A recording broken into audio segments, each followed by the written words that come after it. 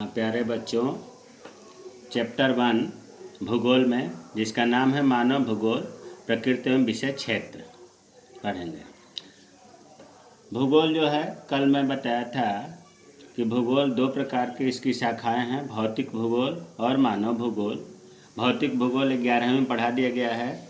इसमें मुख्य रूप से हिंट दे दूँ, पृथ्वी के भौतिक तत्वों का अध्ययन होता है, जैसे मृदा का, जलवायु का, पेड़ पौधों का, जीव जंतुओं का इसमें होता है। इस साल 12वीं में मानव भूगोल पढ़ना है, इसीलिए इस किताब का नाम है मानव भूगोल के मूल सिद्धांत।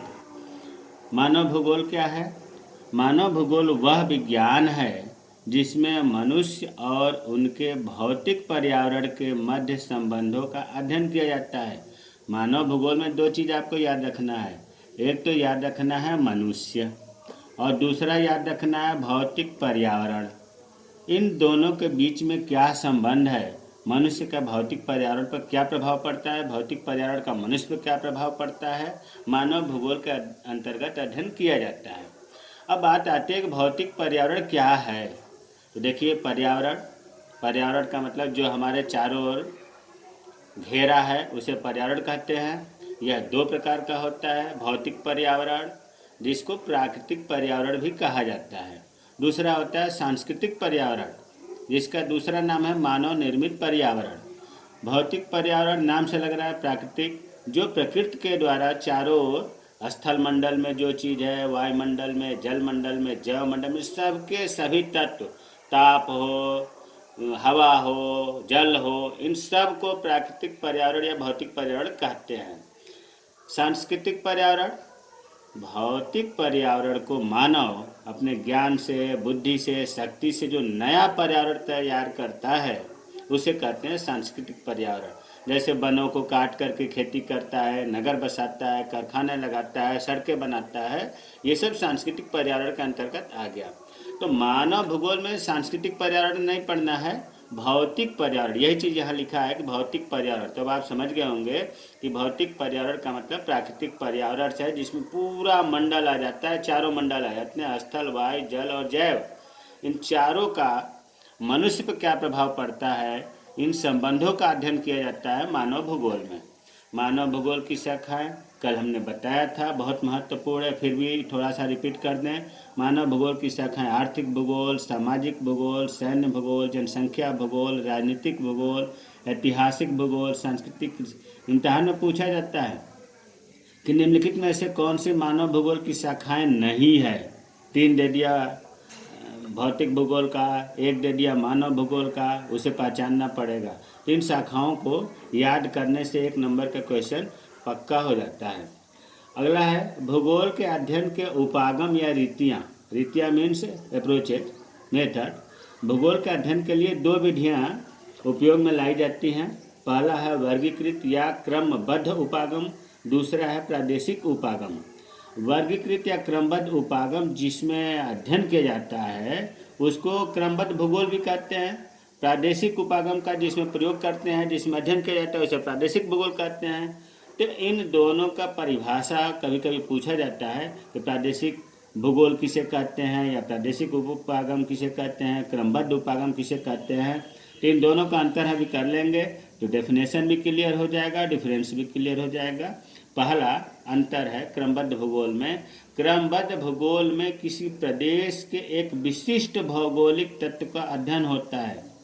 किसी प्रदेश के एक विशेष, संपूर्ण की बात नहीं हो रही है, ध्यान देने की बात है, एक विशेष भौगोलिक तत्व का अध्ययन होता है। जबकि प्रादेशिक भूगोल में किसी प्रदेश के सभी भौगोलिक तत्वों का, यहाँ संपूर्ण है, यहाँ एक है, संपूर्ण भौगोलिक तत्वों का एक इकाई के रूप में अध्ययन होता है। अगर क्रमबद्ध भूगोल का परिभाषा पूछे तो यही परिभाषा लिखा जाएगा यहाँ तक, प्रादेशिक भूगोल का परिभाषा पूछे तो यहाँ तक लिखा जाएगा। अंतर पूछे तो इस परिभाषा के साथ साथ और 2-3 अंतर किए जाते हैं। दूसरा अंतर हो गया क्रमबद्ध भूगोल में एकाकी मतलब इंडिविजुअल, यहाँ भी देख रहे हैं एक विशेष, वही चीज़ है कि एक का अध्ययन होता है। प्रादेशिक भूगोल में समाकलित, संपूर्ण का, सभी का अध्ययन होता है। तीसरा है क्रमबद्ध भूगोल में राजनीतिक इकाइयों पर आधारित है, प्रादेशिक भूगोल भौगोलिक इकाइयों पर आधारित है।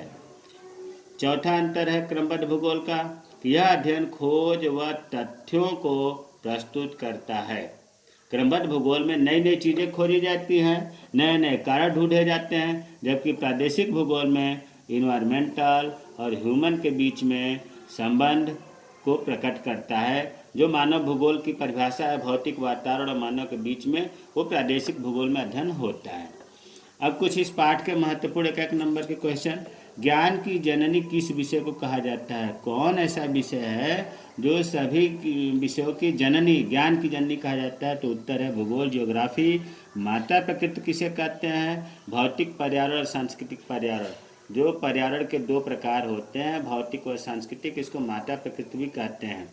सांस्कृतिक पर्यावरण के घटक और भौतिक पर्यावरण के घटक, ये याद कर लेना चाहिए। सांस्कृतिक पर्यावरण के घटक में जैसा अभी परिभाषा हमने बताया कि प्राकृतिक पर्यावरण को मानव के द्वारा बदल दिया जाता है अपने ज्ञान और बुद्धि से, उसे सांस्कृतिक पर्यावरण कहते हैं। जैसे मानव जनसंख्या, मानव बस्तियाँ, उद्योग, खेती, ये सब मानव ही तो करता है, इसलिए सांस्कृतिक पर्यावरण हुआ।